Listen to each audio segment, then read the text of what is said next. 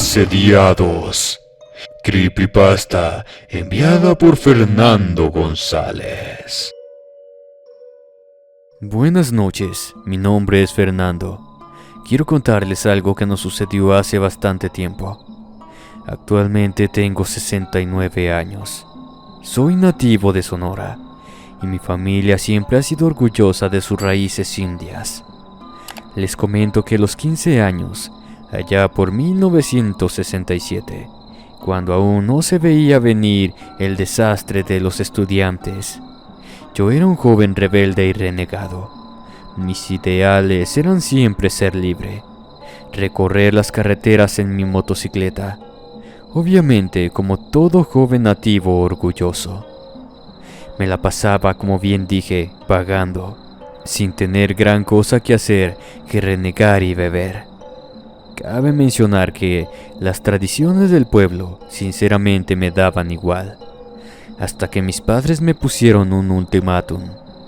O me ponía a ayudar en la casa o me iba de ella.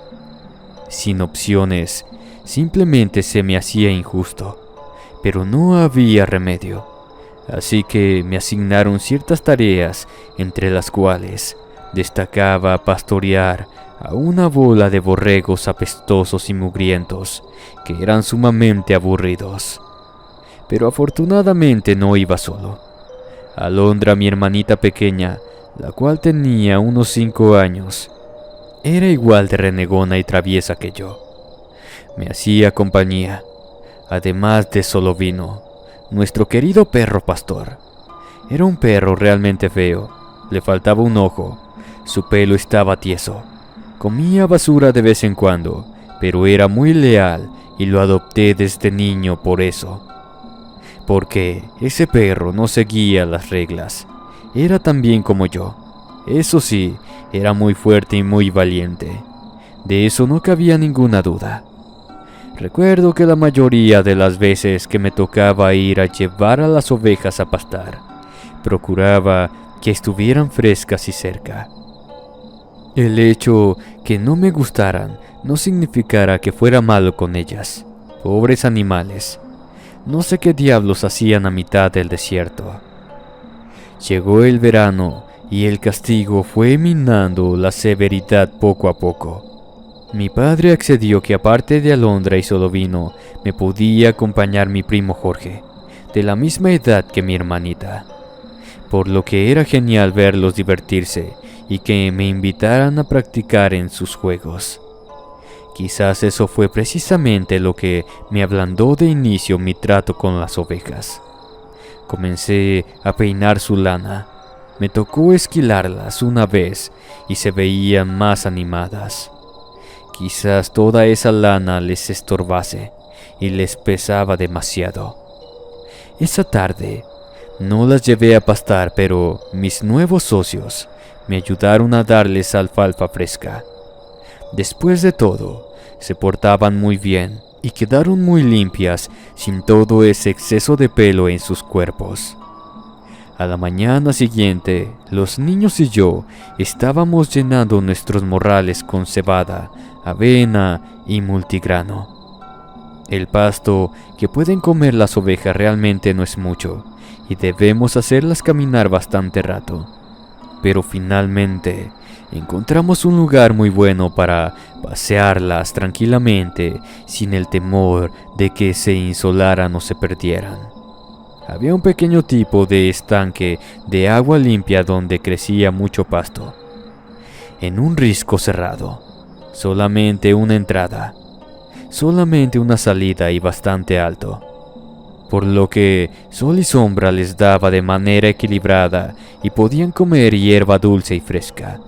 Además, los niños se divertían mucho con Solovino en el estanque. Así que pensé que habíamos tenido la mejor suerte de todas. Incluso mis padres y mi familia notaban el cambio tan positivo que estaba teniendo.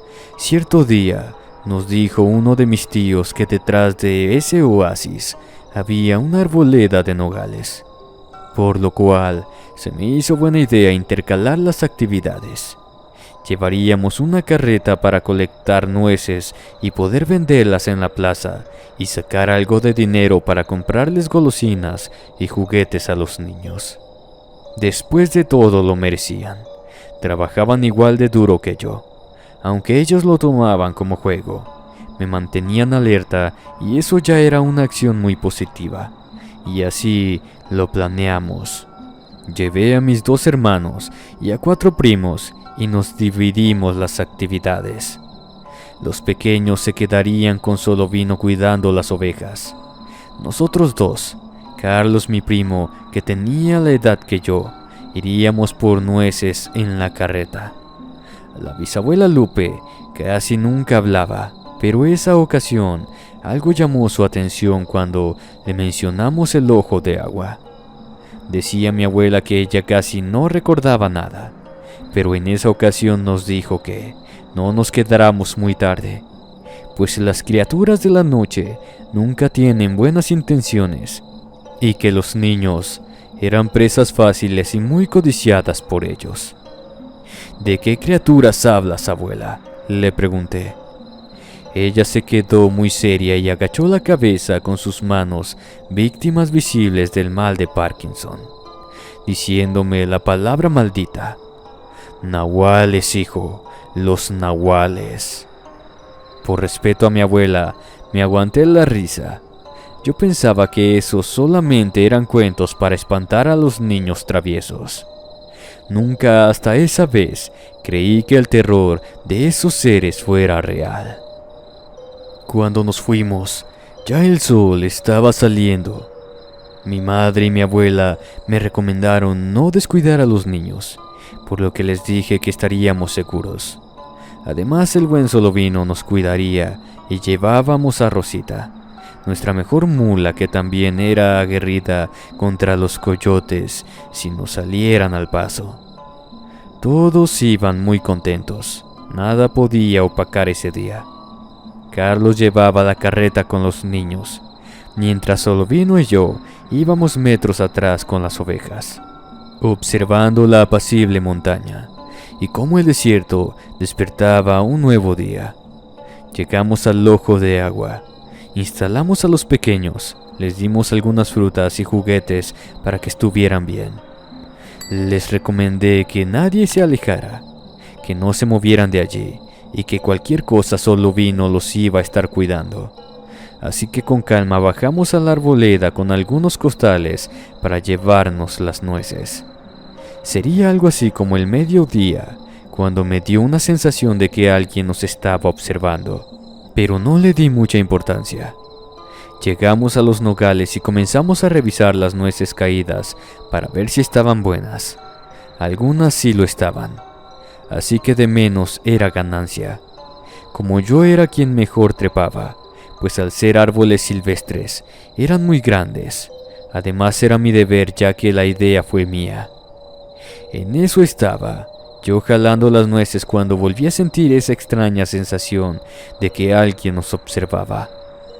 Era extraño, porque me encontraba a varios metros de altura. No le di importancia nuevamente y seguí enviando las nueces hacia abajo. Carlos gritó que era genial, que ya llevábamos 5 costales llenos. Para mí era una buena labor y aparte de todo gratis, debido a que esas tierras no tenían dueño, o eso es lo que todo el pueblo pensaba. Cuando me pasé al tercer árbol, ya para finalizar la tarea, serían más de las 5 de la tarde, y sentí nuevamente esa sensación de ser observado, y para mi mala suerte, algo o alguien susurró a mi oído: «Váyanse de aquí». Casi me caí del árbol por la impresión. Carlos me dijo que ya teníamos todos los costales llenos, que sería bueno volver, pues pronto oscurecería y era buen tramo de vuelta. Estábamos asegurando los costales en la carreta cuando escuché los ladridos de Solovino a la lejanía y luego un chillido agudo. «Los niños», dijimos al mismo tiempo. Nos subimos a la carreta y carrereé a Rosita para que corriera lo más rápido que pudiera. cuando escuchamos los gritos de los niños a unos 15 metros de llegar. Una peste espantosa nos hirió la nariz. Era un olor putrefacto, como de animal muerto, como debe oler la misma muerte. Cuando llegamos, Solovino yacía agonizante en el piso, y los niños estaban detrás de él visiblemente aterrorizados. Cuando le pregunté a Alondra qué había pasado, me dijo que una anciana horrible y que olía muy feo se los quería llevar, y que Solovino los defendió. Pero, ¿cómo una anciana le haría eso a un perro? Alondra me dijo que ella cambió. No entendía lo que mi pequeña hermana me trataba de decir. Simplemente no sabía qué estaba diciendo. Cuando revisé a mi perro, ya había muerto. Bajamos los machetes, una pala y nos pusimos en guardia. De repente escuché que alguien decía nuestros nombres con las voces de nuestras familias, y luego se reían. Fue cuando íbamos a salir cuando la vimos. Realmente era una anciana, o eso es lo que creímos. Apestaba a putrefacción y traía una especie de salea de coyote en los hombros. Estaba pintada de blanco.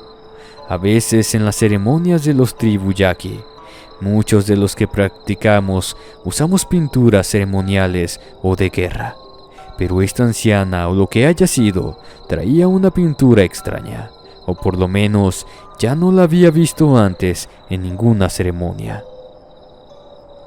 Reía con sus espantosos dientes. Yo conozco a muchos ancianos y sé que a cierta edad pierden los dientes, pero esta mujer los tenía todos. Y no solo eso, se veían sumamente afilados y coronados por sus grandes colmillos. Extendió una mano huesuda y sumamente larga. ¿Qué digo? Ridículamente larga, desproporcionada, antinatural, diciéndome que estábamos en suelo sagrado, que no debíamos estar allí. Le dije que no se preocupara, que ya nos íbamos, pero volvió a reír. Fue cuando supe que ella era quien nos había nombrado.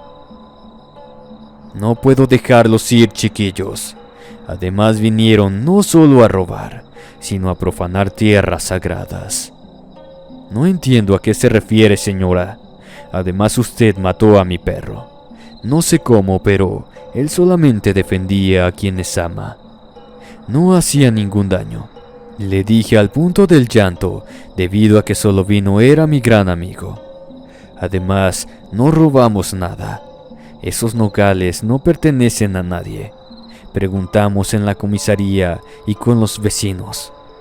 Fue cuando la vieja rugió como un oso y nos miró con sus luminosos ojos amarillos.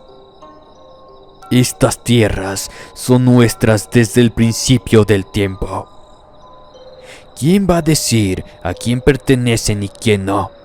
La gente solamente viene a tomar sin saber que este suelo es sagrado, y ahora pagarán el gran precio de haberse atrevido a profanarlo. Terminó la anciana y se colocó la piel del coyote. No sé cómo describir lo que estábamos viendo.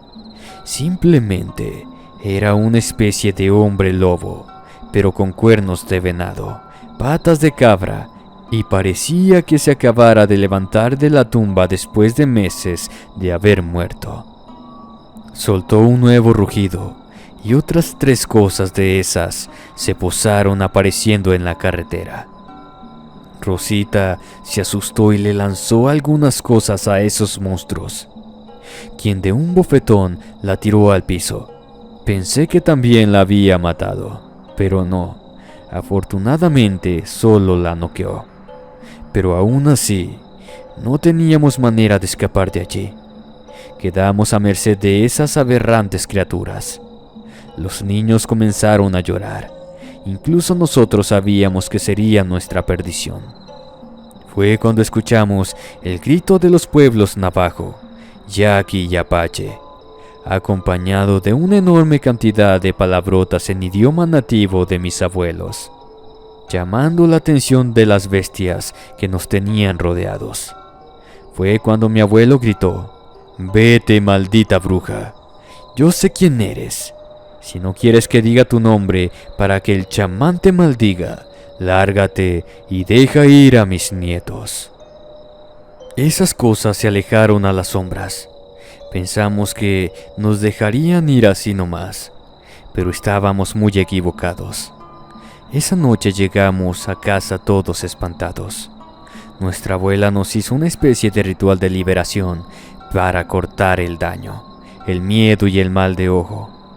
Pensamos que con eso sería suficiente, pero solamente fue el comienzo de todo nuestro horror.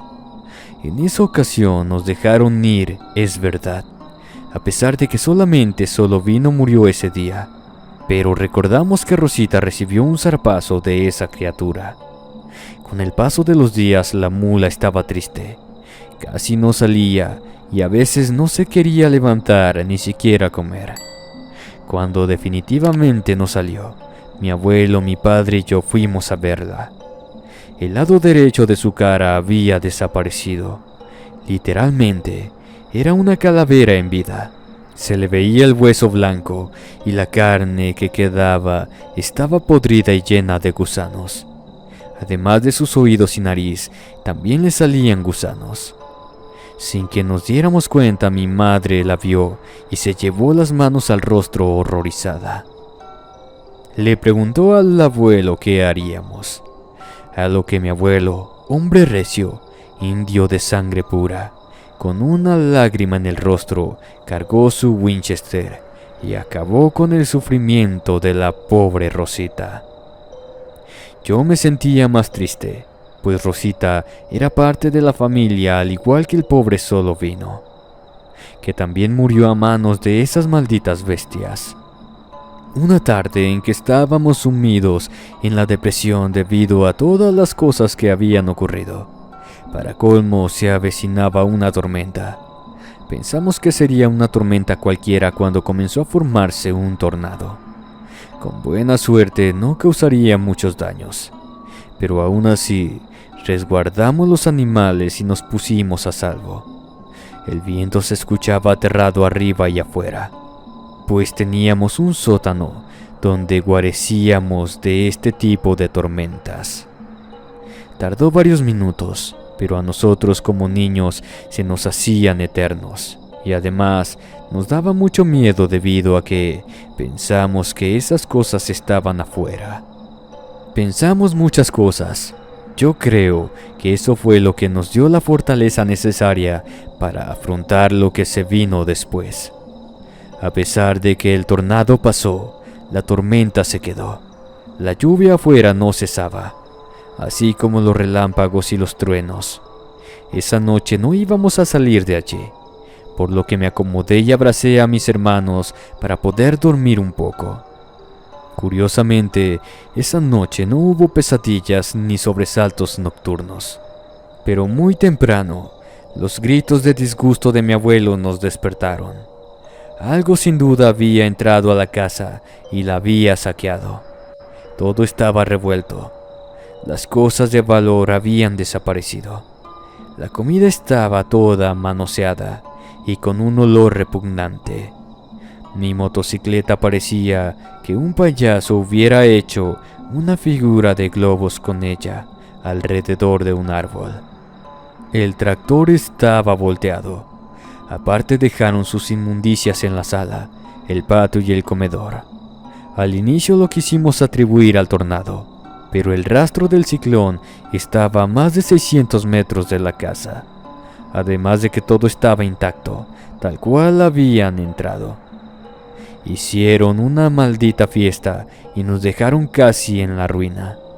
Afortunadamente todos estábamos bien y las armas estaban en el cobertizo del abuelo. Así que no hubo más que ir al pueblo para reabastecernos de alimentos y solicitar que el chamán nos ayudara a ritualizar la casa. Cuando el chamán llegó y vio el desastre, nos dijo que eso era personal, que no nos dejarían en paz, pues lo que hicieron fue relativamente marcar su territorio. Recordamos que mi casa está casi en el desierto, por lo que ellos lo consideraban parte de su territorio. Mi abuelo y mi abuela estaban rabiosos. Decían que ningún desastre ni tornado los había podido sacar de sus tierras, que no lo harían tampoco esos malditos demonios. El consejo tribal intervino, ofreciéndole unas tierras en la zona boscosa, debido a que la amenaza al parecer iba en serio. Mi abuelo era necio, terco y testarudo. No les dijo nada, pero les dijo que lo pensaría, y pensarlo significaba lo mismo que decir no gracias. Así que la tarde siguiente comenzaron las lluvias nuevamente. Esa noche recuerdo que la tormenta no mitigaba el calor que se sentía. Estábamos algo incómodos, pero a gusto. Sería algo así como las 2:30 de la mañana. Llovía mucho y comenzaron a escucharse chillidos de perros, así como de rasguños en la puerta. Alondra se levantó sorprendida y dijo: «Solo vino». Bajó corriendo las escaleras. Cuando tomé cuenta de mi capacidad mental, corrí a tropezones escaleras abajo para detener a mi pequeña hermana. Casi abre la puerta cuando la cargué y la retiré de la cerradura. Ella lloraba y me decía que solo vino se iba a mojar, que pobrecillo tenía frío, que lo dejara entrar. Pero todos sabíamos que solo vino estaba muerto, y efectivamente esa cosa se parecía a solo vino. Es más, podría decir que se trataba de mi perro, de no ser porque repentinamente comenzó a repetir el mismo sonido una y otra vez, como en una repetición automática. Pero era un espacio hueco. Luego se cayó y los amarillentos ojos se clavaron en nosotros, para después perderse en la insondable tiniebla de la noche. Me costó mucho trabajo hacer entender a Alondra que solo vino había muerto. Era uno de los monstruos que se hizo pasar por él. La cosa es que esa noche me encerré con mis hermanos en un cuarto con un sillón trabando la puerta para que ellos no salieran y nada pudiera entrar. Mis padres y abuelos se habían percatado del intento de ese infeliz demonio la noche anterior. A mediodía llegó el cerrajero y cambió las chapas por unas antiniños, debido a que era demasiado riesgo permitir que las puertas las pudieran abrir por accidente o curiosidad. Además de que se reforzaron las ventanas con barrotes gruesos. La abuela echaba cuanta chuchería le podía sacar al chamán o los remedios de las vecinas para alejar a esas bestias. Nada resultaba. Nos empezaron a robar los mejores borregos, pollos, reses. Ensuciaban el maíz, el trigo, la avena. Todo cuanto estaba en el silo o en el establo. Mataron a nuestros mejores caballos. Arrojaban animales muertos a la cocina. Rompían los cristales, hasta que mi madre, en un impulso de valor, locura, desesperación o qué sé yo, salió y encaró a esas cosas sin armas. Simplemente les gritó que qué carajos era lo que querían de nosotros. ¿Qué quieren para que nos dejen en paz? Fue cuando la anciana aquella se acercó. Era la misma que nos había espantado en el ojo de agua. Queremos nuestras nueces y que no vuelvan a nuestro territorio jamás. No sé cómo ni por qué, pero mi madre habló por largo rato con esas cosas. Y tampoco sé cómo convenció a mi abuelo de mudarnos de la zona desértica a la zona rural. Cuando les devolvimos hasta la última nuez de su tierra sagrada, y una vez que nos mudamos, jamás volvimos a saber nada de ellos. La gente decía que no volvieron a aparecerse ni a molestar a los vecinos. Quizás suene tonto, pero las tradiciones y los sitios sagrados existen por una buena razón. Cuando eres niño, no asimilas la importancia del respeto, y afortunadamente para todos, esta vez pudimos salir bien librados. También aprendimos que no siempre se puede ganar. Simplemente no éramos bienvenidos en sus tierras debido a un error que no fue culpa de nadie.